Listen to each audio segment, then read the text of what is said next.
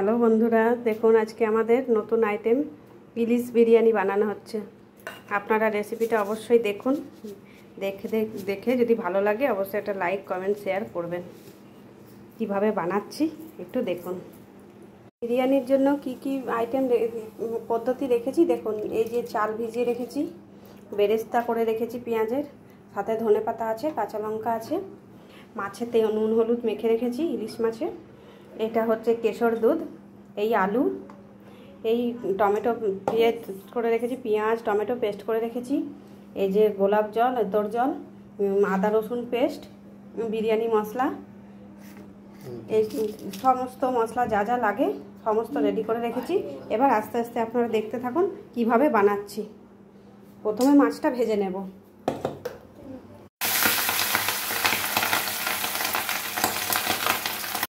এই যে মাছ ভাজা কমপ্লিট হয়ে গেল আমাদের। এখানে চালের জল ফুটতে দেওয়া হয়েছে, এর মধ্যে দেওয়া হয়ে গেছে সমস্ত গোটা গরম মশলা, নুন দিয়ে জলটা ভালোভাবে ফুটতে দিতে হবে। এখানে তৈরি হচ্ছে গ্রেভি। কিভাবে বানানো হবে দেখুন। আর সাথে থাকছে আমাদের চিকেন লেগ পিস দিয়ে চিকেন কষা হবে। আপনারা শুরু থেকে দেখতে থাকুন। আর আজকের রাঁধুনি হচ্ছে আমার হাজবেন্ড। দেখুন আপনার মুখটা দেখান একটু। মশলা রেডি হয়ে গেছে এখানে। এই মশলার মধ্যে এখন কি কি মিক্স করা হচ্ছে দেখুন। এই দই দেওয়া হলো, মশলা তৈরি হয়ে যাওয়ার পর এর মধ্যে আরও কিছু মিক্স করা হয়। এই মেশানো হলো দই, টক দই, দুধ, কেশর যা মেশানো হলো। এই যে এটা দেখুন, কেওড়া জল দেওয়া হলো, গোলাপ জল, মিঠা আতর।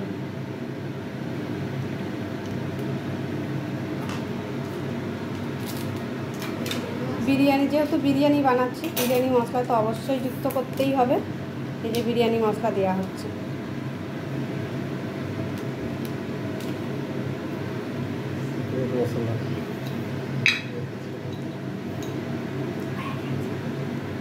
তারপরে দেওয়া হলো গরম মশলার গুঁড়ো। খুব ভালো করে জিনিসটাকে এক জায়গায় মিশিয়ে নিতে হবে।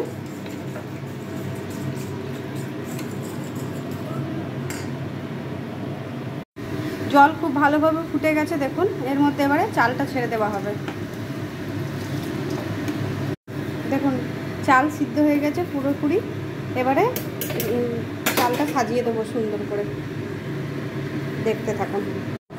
আমরা আমাদের পরিমাণ মতন আলু দিয়েছি, আপনারা আপনাদের কতটা লাগবে সেই অনুযায়ী আলু দিয়ে দেবেন। এবার এর মধ্যে রাইসটা খুব সুন্দরভাবে সাজিয়ে দেওয়া হচ্ছে।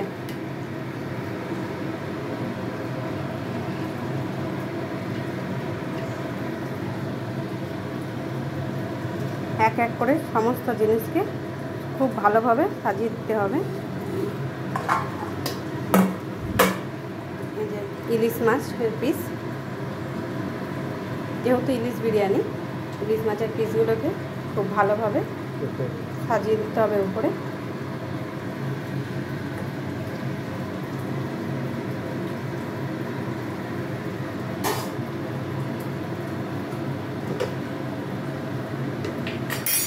ওই গ্রেভি বানিয়ে রাখা হয়েছিল, সেই গ্রেভিটাকে উপর থেকে দিয়ে দেবেন, যেটা বানিয়ে রাখা হয়েছিল মশলাটা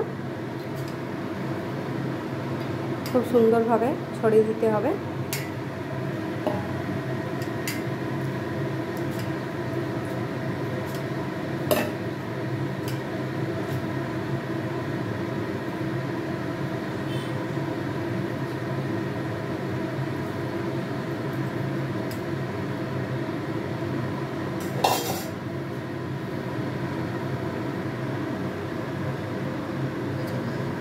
এই যে লঙ্কা দেওয়া হচ্ছে, চিড়ে দেওয়া হয়েছে, লঙ্কাগুলো খুব সুন্দর করে চিড়ে দেওয়া হয়েছে।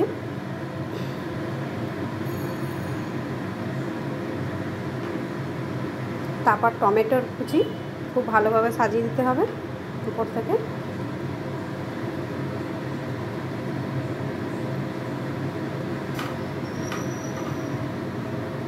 এর উপরে দিয়ে দেওয়া হলো বেরেস্তা।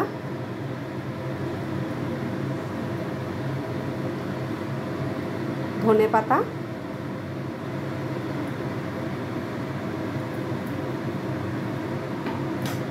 সকলেই তো আশা করি চিকেন বিরিয়ানি, মাটন বিরিয়ানি খেয়েছেন, কিন্তু ইলিশ বিরিয়ানি কে কে খেয়েছেন, কার কার পছন্দ অবশ্যই কমেন্ট করে জানাবেন। তার উপরে দিয়ে দেওয়া হলো দুধ, কেশর সব মিক্স করে উপরে ছড়িয়ে দেওয়া হলো। আরও একবার কেওড়া জল, যেহেতু সেন্ট এটার ভালো হবে, গোলাপ জল,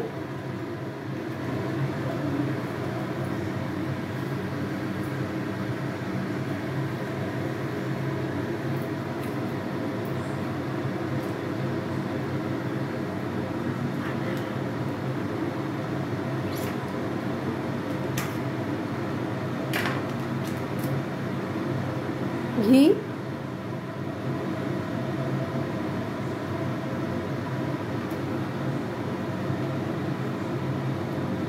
আর মিঠা আতর।